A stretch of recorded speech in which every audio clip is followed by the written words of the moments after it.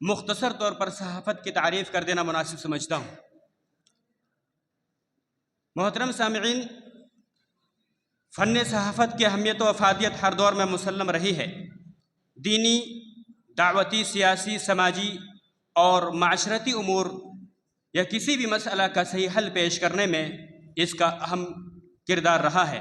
در حقیقت قلم کائنات کا ساز اور حقیقت کا راز ہے، زندگی کا آئینہ اور انسانیت کا جوہر ہے، کاران حیات کا رہبر اور ہمارے تمدن کی آبرو ہے۔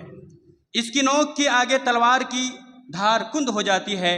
بقول اکبر الہ آبادی، کھینچو نہ کمانوں کو نہ تلوار نکالو، کھینچو نہ کمانوں کو نہ تلوار نکالو، جب توپ مقابل ہو تو اخبار نکالو۔ صحافت ہی کا نتیجہ ہے کہ آج ہمارے سامنے اسلاف کے کارہائے نمایاں مکتوبات و مطبوعات کی شکل میں موجود ہیں۔ صحافت ہی کا دین ہے کہ آج ہمارے پاس علوم و فنون کا ذخیرہ دستیاب ہے۔ صحافت کے ذریعہ اپنے احساسات و خیالات، افکار و نظریات، تصورات و تخیلات کی ترجمانی کی جا سکتی ہے۔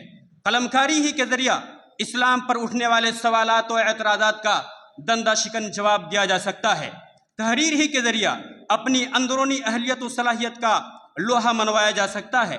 غرض یہ کہ صحافت کے ذریعہ بہت سے ایسے کام بسہولت انجام دیے جا سکتے ہیں جو دوسرے وسائل و ذرائع سے محال نظر آتے ہیں۔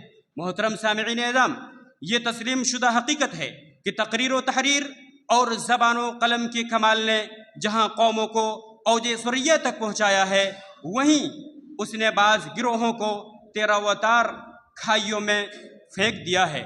بقول شخصی، اس میں امن و امان کا پیغام بھی ہے اور شعلہ شبنم کی کیفیت بھی، اس میں انوار و تجلیات کی لطافت بھی ہے اور لال و گوہر کی رعنائی بھی، اس میں نرگس و یاسمین کی ہم آہنگی بھی ہے اور لال و جواہر کی وحدت بھی۔ فی الواقع قلم و زبان کی جادو بیانی یہ ایک ایسا ملکہ ہے جو دلوں کو دفعتاً توڑ بھی سکتا ہے اور جوڑ بھی سکتا ہے۔ ایک جنبش قلم جہاں برف و آگ کے شرارے برسا سکتی ہے، وہیں دلوں کو چھلنی بھی کر سکتی ہے۔ آج کی تشہیری و اشتہاری دور نے یہ حقیقت مزید آشکار کر دی ہے کہ زبان و قلم کا برمحل اور صحیح استعمال افراد و اقوام کی صحبت و زندگی اور ترقی کی علامت ہے، اور جو قوم اس کے استعمال کو فراموش کر دے، تاریخ اسے فراموش کر دیتی ہے۔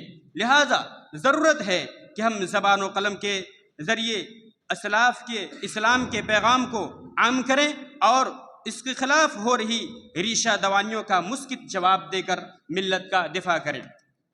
محترم سامعین،